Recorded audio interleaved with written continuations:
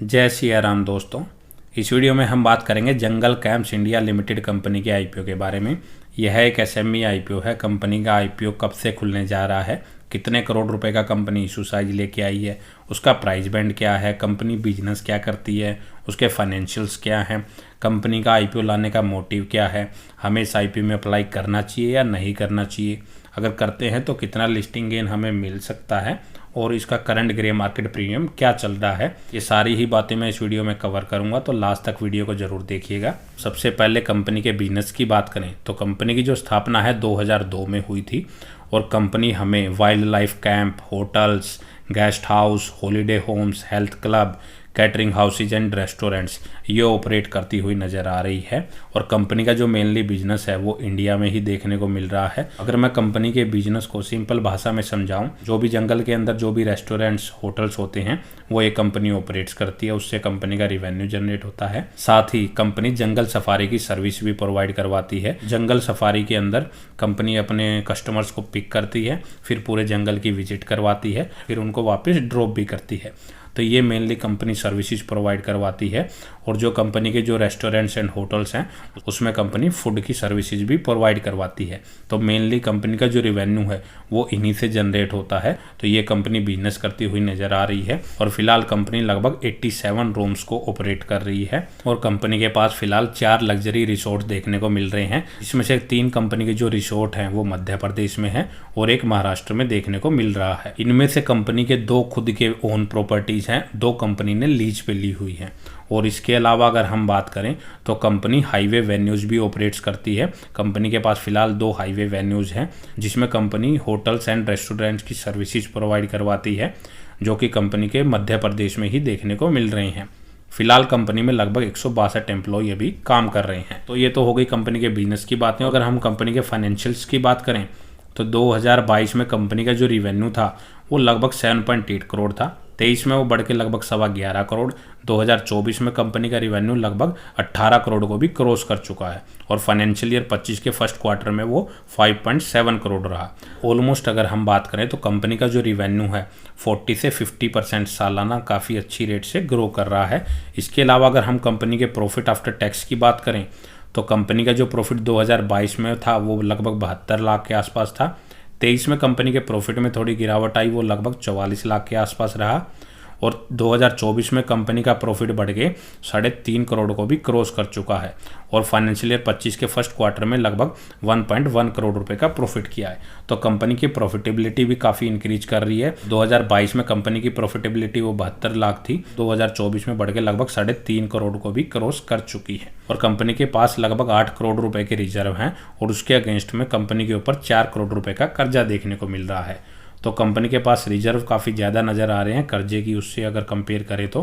Company का जो डेब्ट टू इक्विटी रेशियो है वो 0.23 का है। कोई इतना ज़्यादा कंपनी के ऊपर कर्जा देखने को नहीं मिल रहा, उसको ईजिली कंपनी मैनेज कर सकती है। कंपनी की जो मार्केट कैपिटलाइजेशन है वो लगभग 111 करोड़ की है और कंपनी लगभग 31 के मल्टीपल पीई पे अपने आईपीओ को लेके आ रही है। अगर हम इसके पीई को इसके कंपिटिटर से कंपेयर करें, कंपनी ने जो वैल्यूएशन रखी है वो कैसी रखी है, तो इसके कंपिटिटर्स में Best Eastern Hotel, the Byke Hospitality Limited, Aspire Hospitality Limited, Ras Resort and Apart Hotels Limited, तो ये कंपनी के कंपिटिटर्स हैं जिनका जो पी रेशो चल रहा है वो 54 से 211 के आसपास फिलहाल चलता हुआ नज़र आ रहा है। तो अगर हम उनसे कंपेयर करें तो कंपनी का जो पी रेशियो है वो काफ़ी कम नज़र आ रहा है। तो मतलब इनके कंपैरिजन में कंपनी काफ़ी चीपेस्ट प्राइस पे अपने आईपीओ को लेके आ रही है। इसके साथ ही अगर ईपीएस यानी कि अर्निंग पर शेयर भी कंपेयर करें तो इस कंपनी का लगभग 7.8 का चल रहा है, जो कि इसके कंपिटिटर्स से काफ़ी ज़्यादा नज़र आ रहा है। मोस्ट तो दोनों ही उससे कंपेयर करें तो कंपनी ने आईपीओ की जो वैल्यूएशन रखी है वो काफ़ी सस्ती रखी है, मतलब कि उसमें ग्रोथ के चांसेस और बहुत ज़्यादा हैं।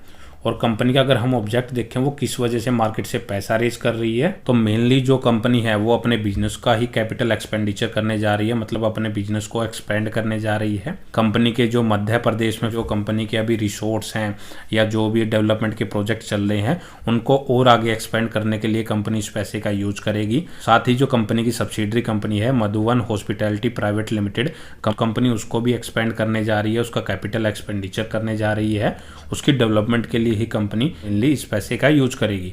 और जनरल कॉर्पोरेट पर्पज़ के लिए कंपनी इस पैसे का यूज कर सकती है। और इसके बाद अगर हम आईपीओ की डेट्स की बात करें तो ये आईपीओ हमारा 10 दिसंबर को खुलेगा और 12 दिसंबर को क्लोज हो जाएगा। 68 से 72 रुपये का इसका प्राइस बैंड रखा गया है। एक लोट में आपको इसमें 1600 शेयर मिलेंगे और टोटल इशू साइज कंपनी लगभग 29.5 करोड़ रुपए का लेके आई है और सारा का सारा फ्रेश इशू के जरिए अपनी होल्डिंग्स यहाँ पे बेच रही है। तो यह एक कंपनी के लिए एक पॉजिटिव पॉइंट है कि यहाँ से जो पैसा रेज होगा वो सारा का सारा मोस्टली पैसा कंपनी के ऊपर ही खर्च किया जाएगा। 13 दिसंबर के दिन इसके अलॉटमेंट का पता लगेगा। 16 दिसंबर के दिन जिनको अलॉटमेंट नहीं मिलता उनका रिफंड क्रेडिट हो जाएगा। 16 दिसंबर के दिन ही जिनको अलॉटमेंट मिल जाएगा उनके शेयर उनके डीमैट अकाउंट में क्रेडिट हो जाएंगे और 17 दिसंबर के दिन यह आईपीओ हमें मार्केट में लिस्ट होता हुआ नजर आ सकता है। इसके बाद अगर हम इसका करंट ग्रे मार्केट प्रीमियम की बात करें तो आज के दिन इसका जो लेटेस्ट ग्रे मार्केट प्रीमियम चल रहा है वो खुलते ही 100% को भी क्रॉस कर चुका है। वो 104% के आसपास फिलहाल चलता हुआ नजर आ रहा है, जो कि टोटल 75 रुपये के आसपास फिलहाल चल रहा है। तो काफ़ी अच्छा लिस्टिंग गेन यह कंपनी आपको दे सकती है। अगर ओवरऑल बात करें इस आईपीओ में अप्लाई करें या ना करें तो फाइनेंशियल वाइज भी कंपनी काफ़ी अच्छी नज़र आ रही है।